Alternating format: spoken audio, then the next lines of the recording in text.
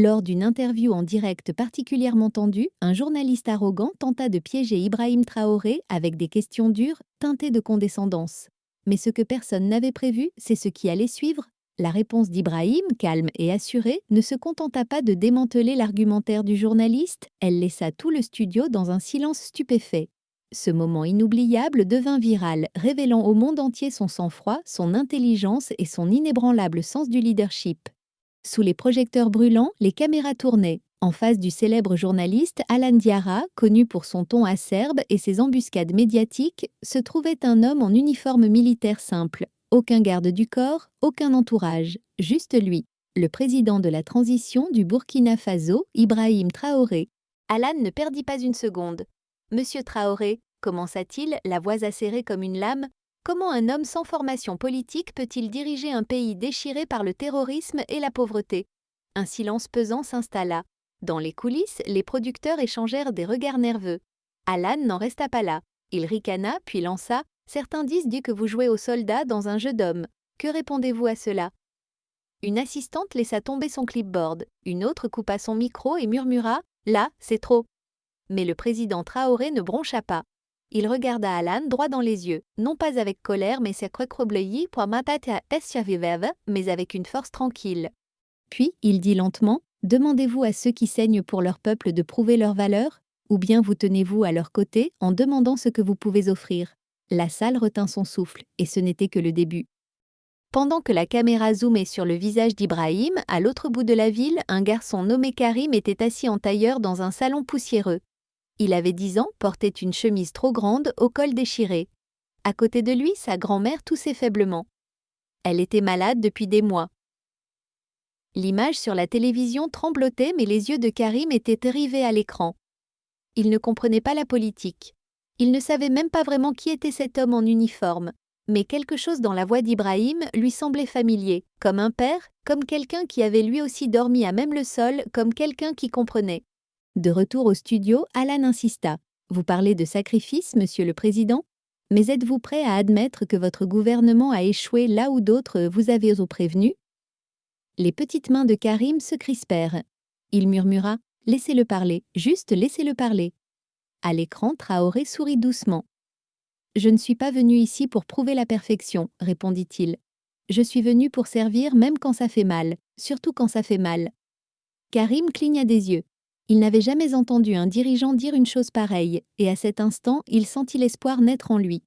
Dans la régie au-dessus du studio, une productrice nommée Lucie transpirait. Elle avait organisé cette interview pour faire monter l'audience, provoquer un choc, piéger Traoré en direct. Elle ne s'attendait pas à ça, elle ne s'attendait pas à cette dignité. Alors qu'Ibrahim répondait aux questions les plus dures avec grâce, sa main tremblait sur le tableau de contrôle. Puis, sans avertissement, un appel arriva. Ligne directe, c'était le bureau du Premier ministre. Son cœur se serra. « Ne coupez pas », ordonna la voix. « Laissez-le parler, que la vérité soit entendue. » Sur le plateau, Alan tenta une dernière provocation. « Pourquoi devrions-nous croire que vous, un homme sans dynastie politique, sans passer dans l'élite, pouvez diriger ce pays ?» La caméra zooma. La voix de Traoré s'éleva, pareille à une rivière, forte, calme, irrésistible. « Parce que j'étais ce garçon qui vendait des mangues pour payer ses frais de scolarité. Parce que je marche encore là où d'autres roulent en voiture, et parce que pour moi, le pouvoir n'est pas une couronne. C'est un fardeau et je le porte pour eux. » Lucie essuya ses yeux. Elle ne comprenait pas pourquoi elle pleurait, mais elle savait que quelque chose d'historique était en train de se produire.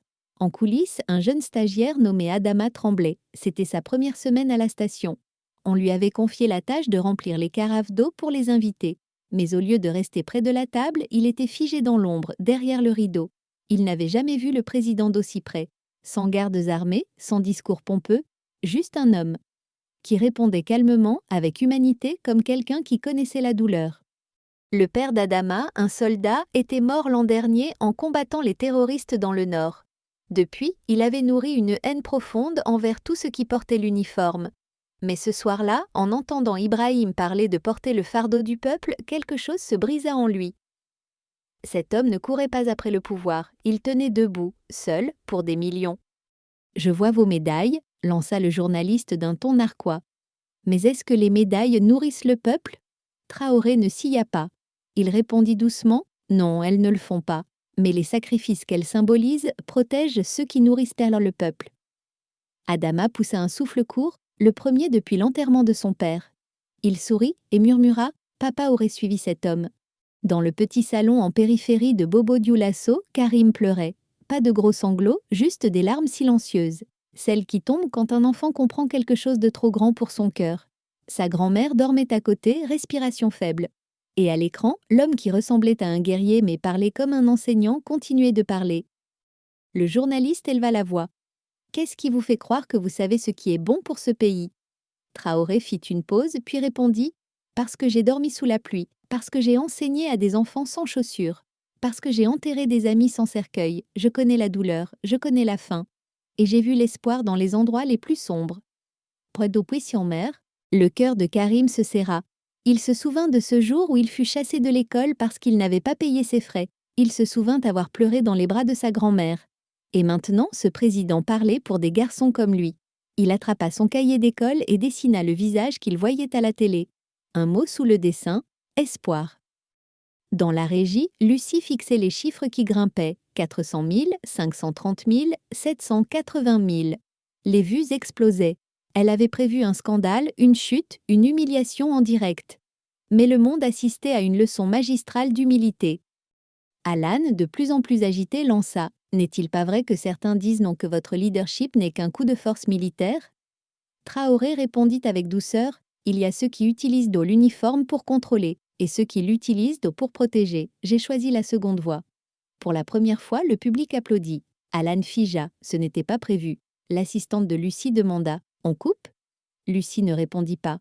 Les larmes coulaient silencieusement sur ses joues. Son père, soldat lui aussi, l'avait appelé une dernière fois avant une mission dont il ne revint jamais. Elle avait enfoui ce souvenir. Mais ce soir, cet homme à la télévision ramenait cette voix, pas avec des mots, mais avec la vérité. Et cette vérité faisait tout voler en éclats.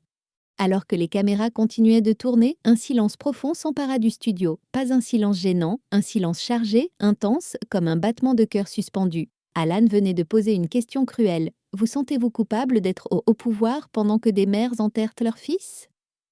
Même l'équipe technique tressaillit, mais Traoré ne réagit pas avec colère.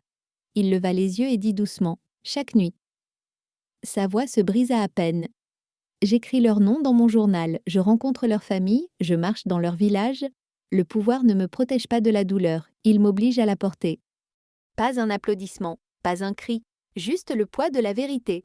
Alan regarda ses papiers, soudain incertain, et dans les coulisses, Adama se rendit compte que ses mains étaient au mouillé. Lui qui avait méprisé les soldats les voyait maintenant autrement, car pour la première fois, il sentait que quelqu'un là-haut se souciait réellement. « J'ai visité un camp à Kaya, » dit Traoré en ajustant sa veste. « J'y ai rencontré une petite fille nommée Aminata. » L'air se figea. Elle avait 7 ans. Elle avait perdu son père dans une attaque rebelle. Sa mère, à cause de la maladie, elle était seule. Et pourtant, elle souriait. Alan haussa un sourcil. « Et quel rapport avec la politique ?» Traoré le regarda, non avec haine, mais avec tristesse. « Tout, » répondit-il. Elle m'a dit « Si moi je peux sourire, alors peut-être que d'autres le pourront aussi. » Cet enfant lui avait rappelé que le leadership, ce n'est pas le contrôle, c'est la guérison. La salle redevint muette. Quelque part dans l'audience, une femme fondit en larmes. Elle s'appelait Kada. 3 ans plus tôt, elle avait perdu son fils dans une explosion. Elle avait cessé de s'intéresser à la politique, mais ce jour-là, son cœur se brisait de nouveau, non de douleur, mais de soulagement. Enfin, quelqu'un parlait sans lire un script. Enfin, quelqu'un parlait avec son âme. Dans la régie, les lignes téléphoniques explosaient. « On a des appels du Mali, de la Côte d'Ivoire, du Ghana », cria un assistant. Une autre voix hurla « La France diffuse déjà des extraits ». Traoré n'avait jamais élevé la voix, mais le monde l'écoutait. Alan tenta une dernière fois. « Si vous aimez vraiment le peuple, pourquoi ne pas démissionner pour laisser un civil diriger ?» Le piège était clair, l'appât amer. Mais Traoré hocha la tête. « Un jour, oui, mais pas maintenant. Parce que la maison est en feu et c'est moi qui tiens le tuyau. » Il se pencha. « Quand elle sera en sécurité, je partirai, pas pour la gloire, mais pour que le prochain leader puisse semer sans craindre les flammes. » Tout le studio ressentit le basculement. Ce n'était plus de la politique, c'était personnel. Dans tout le Burkina Faso, des pères serraient leurs fils, des mères attrapèrent des mouchoirs et des enfants regardèrent l'écran avec un mot nouveau sur les lèvres, tatoué respect. Puis un membre du personnel tendit à Traoré un petit mot plié. Il le lut silencieusement, puis leva les yeux vers la caméra. « Puis-je partager quelque chose ?» Alan acquiesça, sans savoir ce qui allait suivre. « C'est une lettre du capitaine Sidibé. Il est mort hier à Djibo. Il m'avait demandé de la lire s'il lui arrivait quelque chose. » Le studio retomba dans un silence glacé. La voix de Traoré ne trembla pas. « Mon président, si je meurs, dites à mon fils pourquoi j'ai combattu. Pas pour des médailles, ni pour le pouvoir, mais pour qu'un jour il puisse jouer au foot sans entendre de coups de feu, qu'il aille à l'école avec ses 2 chaussures, qu'il puisse sourire. » Traoré replia soigneusement la lettre et la glissa dans sa poche. Le capitaine Sidibé avait 31 ans. Sa femme nous regarde ce soir avec leur petit garçon de 3 ans. La caméra se tourna vers le visage pâle d'Alan. Dans la régie, Lucie tremblait. À travers tout le pays, les gens ne se contentèrent pas de regarder. Ils ressentaient. Juste avant la coupure pub, Ibrahim créa la surprise. « J'aimerais inviter quelqu'un, dit-il. » Alan parut confus. « Pardon ?» Traoré désigna le rideau de côté. Une jeune femme d'une 20aine d'années en sortit, vêtue simplement mais droite comme un roc. « Voici Fatima, annonça-t-il. Infirmière. Elle travaille seule dans un hôpital de zone de conflit à Fadan Gourma. » Le public murmura. Fatima fit un petit signe timide. Traoré s'écarta légèrement. Elle prit la parole. « J'ai recousu des plaies sans anesthésie. J'ai consolé des enfants en larmes, des enfants qui n'avaient prodim à plus de famille, mais je le fais parce que notre peuple compte. » Sa voix se brisa. « La semaine dernière, des rebelles ont attaqué notre clinique. J'ai caché 2 bébés sous une table avec mon propre corps. Sans l'arrivée de l'armée, sans les efforts du président Traoré, ils ne seraient plus là. » Alan ne trouva pas ces mots. Le public était figé. La vérité venait d'entrer dans la pièce et elle portait le sourire d'une infirmière. Dehors, des centaines de personnes se rassemblaient déjà, bougies en main, les yeux rivés sur les fenêtres du studio. Ce n'était plus une simple interview, c'était devenu un mouvement. La chaîne prévoyait une pause publicitaire, mais Traoré se pencha vers son micro. « 1 minute », murmura-t-il à l'animateur. L'équipe s'activa, il fixa la caméra. « Mon père était paysan, ma mère m'a appris à lire sous un manguier. Nous n'avions pas d'électricité, mais nous avions l'amour. C'est cela qui m'a forgé. Pas les titres, pas les uniformes. » Il fit une pause, puis ajouta « Je ne prétends pas être parfait, mais chaque décision que je prends, je me demande. Ma mère en serait-elle fière? Le petit garçon que j'étais, et Yacouba, comprendrait-il ?» Il n'y avait plus de projecteur. Juste un silence brut, lourd, profond. Dehors, la foule commença à chanter doucement l'hymne national. À l'intérieur, Fatima se couvrit la bouche pour retenir ses sanglots. À Djibo, dans un petit salon de thé poussiéreux, Adama se leva sans même s'en rendre compte. Dans le studio, les caméras continuaient à tourner. Personne n'osait interrompre ce moment. En moins de 48 heures, cette interview s'était transformée en autre chose. Un électrochoc, un réveil, un miroir tendu à la nation. Le monde n'était pas prêt pour ce que devenait Ibrahim Traoré. Et juste au moment où les caméras reprenaient, Traoré surprit tout le monde à nouveau. « J'ai reçu un message hier, » dit-il doucement, « d'un garçon de 12 ans du Nord. » Il sortit une page pliée de son manteau. « Il s'appelle Yacouba. » Retroudan. Il lut lentement, laissant chaque mot résonner. « Cher Monsieur le Président, je veux être courageux comme vous. Mon père est mort quand des bandits sont venus. Ma mère pleure la nuit. Je ne veux pas de jouets. Je veux juste me sentir en sécurité. S'il vous plaît, n'abandonnez pas. Yacouba. » La mâchoire d'Alan se crispa. Il ne trouva toujours pas la force de parler. Traoré regarda la caméra. « Je t'entends, Yacouba. Et je n'abandonnerai pas. » À 600 km de là, dans un village poussiéreux, Yacouba était assis avec sa mère à côté d'un vieux poste radio. Elle pleurait doucement. Dans le studio, le silence était total. Les téléspectateurs tremblaient. À cet instant, ce n'était plus de la politique, c'était personnel. Et pour beaucoup, c'était la première fois qu'ils voyaient un dirigeant non comme une figure lointaine sur un podium, mais comme un père, un frère, un protecteur, un homme qui écoute. Alan finit par parler, la voix plus douce. « Mais Monsieur le Président, cet appel à l'émotion, n'est-ce pas du théâtre? N'est-il pas plus facile de lire des lettres que de construire un pays ?» Le silence fut tranchant. Traoré ne sia pas. Il se leva, marcha jusqu'au centre du studio et s'assit à même le sol. Presque personne ne respirait. « Eh ? J'ai marché pieds nus pour aller à l'école. J'ai mangé dans le même bol que 10 cousins. Mon leadership ne vient pas des livres, il vient de la douleur. » Il pointa la caméra. Si tout ce que vous voyez, c'est un homme en représentation, alors vous avez manqué l'essentiel. Il ne s'agit pas de moi, il s'agit de ce que nous devons à ceux qui ont tout perdu. Même Alan baissa les yeux. La voix de Traoré devint grave. Je ne joue pas un rôle, je me souviens. Cette phrase transperça non seulement la pièce, mais tout le pays. Des vétérans saluèrent devant leur écran, des mères serrèrent leurs enfants contre elles. Même la productrice d'Alan essuya une larme. Et pourtant, la tempête ne faisait que commencer. Cette nuit-là, personne ne parvint à dormir. À 21h, les rues de Ouagadougou étaient remplies de bougies. Personne ne l'avait planifié. C'était spontané. Les gens sortirent en silence. Les enfants se tenirent la main. Des vieillards portèrent des drapeaux. Des femmes tenirent les photos de proches disparus. Toute la capitale brillait, non pas de feu, mais d'espoir. Une douce mélodie s'éleva, comme portée par le vent. Nous sommes unis. Nous sommes unis. Traoré observait depuis la fenêtre de sa modeste maison. Il se tourna vers son assistant. Pas un mot de moi, murmura-t-il. Laissez le peuple parler maintenant. Dans un petit hôpital, Fatima plaça sa bougie près d'une photo du capitaine Sidibé. À Djibo, la mère de Yacouba le serra encore plus fort. Et dans la station télé, Alan était seul, regardant la rediffusion de l'interview sur un petit écran. Il mit la vidéo sur pause au moment de la dernière phrase de Traoré « Je ne joue pas un rôle, je me souviens ». Il fixa l'écran. Pour la première fois, il comprit ce qu'est le véritable leadership. Mais quelque chose d'inattendu était sur le point de se produire. Quelque chose qui allait tout changer, à jamais. L'air autour de la station était devenu lourd. Une rumeur s'était répandue comme une traînée de poudre. Le journaliste qui avait tenté d'humilier le président Ibrahim Traoré avait disparu de la scène publique depuis 2 jours. Alan Diarra, autrefois célébré pour sa langue acérée et ses questions provocantes, était désormais un homme en guerre avec lui-même. Dans son appartement, mal rasé, le regard vide, il visionnait l'interview pour la 100e fois. Chaque question posée, chaque sourire en coin, chaque tentative de piéger Traoré lui paraissait désormais cruelle. Mais ce qui le brisait le plus, c'était la dignité du président. Il n'avait pas répondu avec colère, mais avec la vérité, dans le calme.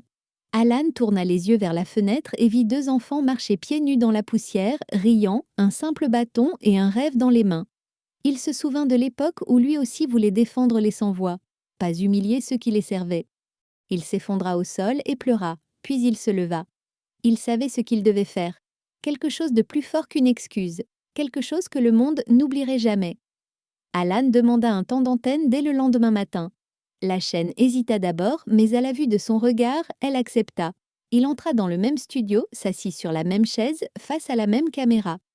Cette fois, pas de costume, juste une chemise simple, un visage humble, et quand la lumière rouge s'alluma, il regarda la caméra droit dans les yeux, non plus avec arrogance, mais avec une honnêteté tremblante. « Je vous ai tous déçus », commença-t-il. « J'ai voulu coincer un homme qui a donné sa vie pour protéger notre peuple.